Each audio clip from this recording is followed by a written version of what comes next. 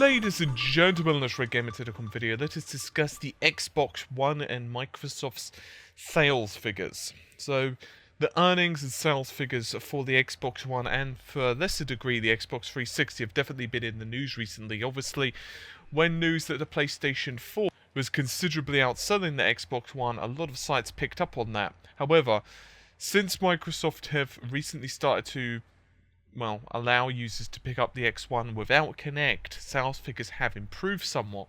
So what have we got? Well, let's just look at the overall brief sales, and then we could dive more into this, into a more analytical perspective, if you will. So these sales figures are between the 1st of April to the June the 30th. So a nice broad amount of time, if you ask me. So they've actually shipped 1.1 million Xbox Ones and Xbox 360s. Now, the key word, however, is shipped. So this is very different to the amount that's actually sold. So shipped means going to the retailer, effectively. How many people have actually bought those? And this is a stupid example, obviously completely and utterly unrealistic, but they could have shipped 1.1 million and one person could have bought the console. In other words, one person could have gone into GameStop, bought the system. The rest could be stored in, GameStop's warehouses. Of course, that's completely unrealistic. I'm just trying to give you an example. Now, what's fairly frustrating, Microsoft are not giving us how many systems either the Xbox One and, to a degree, even the Xbox 360 has actually sold recently in a lifetime.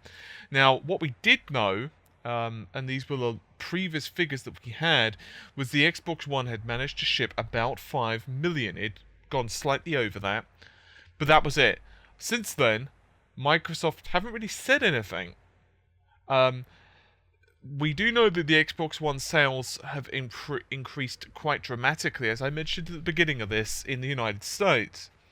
In fact, some reports are going as far as to say they've actually doubled. Now, obviously, how long that lasts is unknown. Like, was it just the first week for people who have just been waiting for the Xbox One? So, for example, let's say, you and your buddy are like, okay, I want to buy an Xbox One. Oh, wait, there's a Kinect that's for SKU. I'm going to just wait. And then they bought it. Or is it just a case of everyone's now jumping on the bandwagon? It's really, really, really, really hard to know. Because, to be honest with you, Microsoft are just not providing us the figures. So Microsoft are doing a lot of internal reorganization. It's now put the Xbox and Surface tablet hardware under what is known as the Computing and Gaming Hardware Division. So its quarterly revenues have gone up to about 1.4 billion. So that's a slight increase considering the previous was 1.1 over the last quarter from the same quarter for 2013, and that's 9.6 billion for a year, which is a nice leap from 6.4 billion from the year prior. However, if you start to look at this, it's really difficult to know just how well things are starting to do for Microsoft. And it appears that the Xbox hardware revenue for the quarter has gone up by about 104 million. Now, the company are mostly putting that into the fact that the higher price of the Xbox One in comparison to like the Xbox 360, in other words, it costs more, so there's a greater margin for profit and so on. And Microsoft are basically drawing down existing inventory. But once again, how well either the first-party games or the Xbox Live are doing, also a bit of a mystery. It's really, really weird. Now, you could take this as multiple ways. One, they're just not ready to disclose the figures. Two, they frankly feel a little bit embarrassed by the figures. Maybe they just realize they're still being outsold by Sony. And like it or not, and this isn't a particularly great thing, but it's just kind of true. People really take sales figures really, really, really seriously. The fact of the matter is, people actually take a console sales figures, even if it's like the second place console, it's still for selling really well, and they some reason think the system's just has less worth because it's not selling as well, which isn't really what you should do. You should judge the console based on the system's merits, not necessarily how many millions it's sold, particularly when it's not like it's the Wii U, where it's having difficulty actually getting third-party software developers to actually create games for it. At the end of the day, Microsoft are still getting games like Destiny, and that's another big deal as well. I mean, I could actually kind of go into this as a really separate video, and I probably will, because that's actually kind of pissing me off. But it's actually amazing how many platform non-exclusives you would expect are exclusives from the way they're being marketed right now. Destiny is a big one. And if I were Microsoft, and there are actually some rumors about this, they're actually pretty pissed at the way that the Destiny situation is being handled. Like, for example, in a lot of the times with the marketing literature, if you were just to take a brief look at it, you honestly, especially when the game was first coming out, I honestly was like, is this coming out on the Xbox One? A couple of times I actually forgot it was coming out on the Xbox One.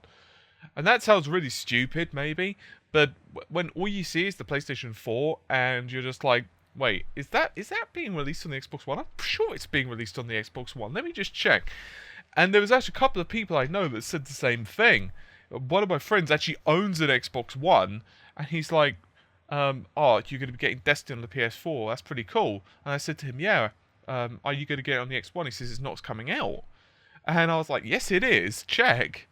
So my point being that I think that's also having a bit of an impact on the sales figures, and I would be a little bit pissed at if I were Microsoft as well on that. It's really, really weird how that whole situation is being handled. Destiny, and there are a couple of other games as well, and that certainly most likely is not helping the sales figures of the Xbox One, and it's a real shame in my personal opinion. But there you have it. So, it's good news overall from Microsoft, the fact that the X1 is selling better, the fact that the division as a whole is making more cash, but the fact that they're not actually revealing how many units is actually sold, what the revenue and actual sales figures of the first-party games is, and so on. There are some rumours. The Titanfall, for example, which of course is one of the big exclusives, I say it in that tone because it's available for the PC, didn't do as well as what maybe some people thought it would. I mean, I don't know. There were some rumors to say that they kind of were regretting they didn't make it multi-platform. I don't know how true that is. This is like around the water cooler that eventually goes to the internet type of rumors, so you know how accurate these can be. But the big one would be stuff like Rise, which apparently didn't do as well as what Microsoft initially hoped. But once again, we don't have the sales figures for this. A lot of the sales figures are pretty damn old. So there you have it. Anyway, hopefully you've enjoyed the video. I'll see you soon. Take care. Bye for now.